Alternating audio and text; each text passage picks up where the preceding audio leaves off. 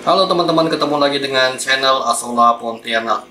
Di video kali ini saya ingin menceritakan sedikit tentang ikan andrau saya.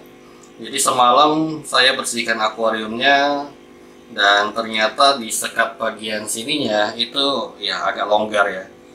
Jadi ketika pagi ini ketika saya lihat ikan kita yang 2 ekor ini yang tadinya terpisah, itu ternyata sekat di tengahnya sudah terlepas dan kedua ikan ini sudah saling bercanda bermain alias kelahi ya. Hasilnya adalah yang satu ini masih oke ya, mungkin sedikit luka tapi nggak terlalu kelihatan ya.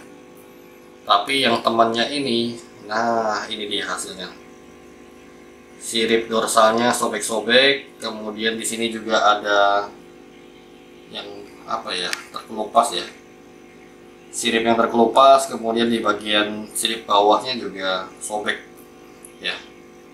Ya inilah kalau ikan cana kalau kita gabungkan, terutama cana dewasa ya, kalau kita gabungkan di tempat yang tidak ada penyekatnya ya, biasanya ikan ini kan ikan teritorial ya, pasti dia akan ada sedikit konflik lah ya. Yang dominan ya mungkin tidak terlalu masalah, tapi yang satunya ya biasanya akan, ya inilah hasilnya, akan sobek-sobek. Padahal jaraknya mungkin sekitar beberapa jam saja, dari malam hingga pagi saya lihat kembali sekat di tengahnya ini sudah lepas. Jadi bagi teman-teman yang menggunakan sekat seperti ini ya, saran saya sering-sering dicek aja, terutama pada saat kita membersihkan mungkin tergoyang, tersenggol sedikit sehingga karet ini agak longgar. Nah kalau sudah longgar biasanya ikan cana bisa ya sedikit banyak mereka dorong mungkin lepas gitu. Akan lebih bagus kalau teman-teman sering ngecek aja sih ya. Ini memang bukan seperti kaca, apalagi bukan yang permanen.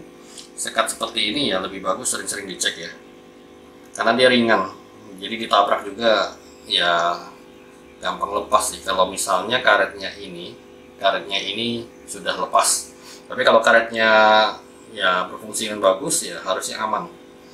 Jadi kalau teman-teman yang mau, mungkin bagian bawahnya itu, bagian tengahnya itu bisa teman-teman kasih satu lagi, nempel langsung di kaca bagian bawah, itu akan lebih kuat lagi. Kalau saya ini kan saya langsung sekat pada saat masih ada pasir malang, jadi di bagian tengah-tengah sini mungkin masih ada pasir malang juga yang tidak membuat dia terbelah dua ya. Nah seperti itu. Jadi kembali ke ikan yang satu ini, untuk penyembuhan kita akan gunakan seperti biasa adalah pakan cacing tanah ya. Nah cacing tanah ini sangat bagus untuk penyembuhan luka, termasuk juga untuk menumbuhkan kembali sirip yang terpotong ini ya.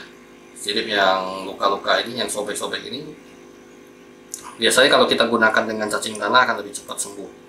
Pengalaman kita sebelumnya ikan putra yang belasan senti itu ya, awalnya kan kita dapat juga luka-luka bagian bodinya, kemudian juga sirip-siripnya, bahkan kalau ini masih sobek ya. Kalau yang kemarin ikan pulsra kemarin itu tuh sempat tergigit kayaknya bagian sirip bawahnya sehingga tidak rata, terpotong lah. Kalau ini kan masih sobek nih, masih ibaratnya ya tinggal ditumbuhkan kembali nggak lama. Kalau yang kemarin itu sudah nggak rata bagian bawahnya.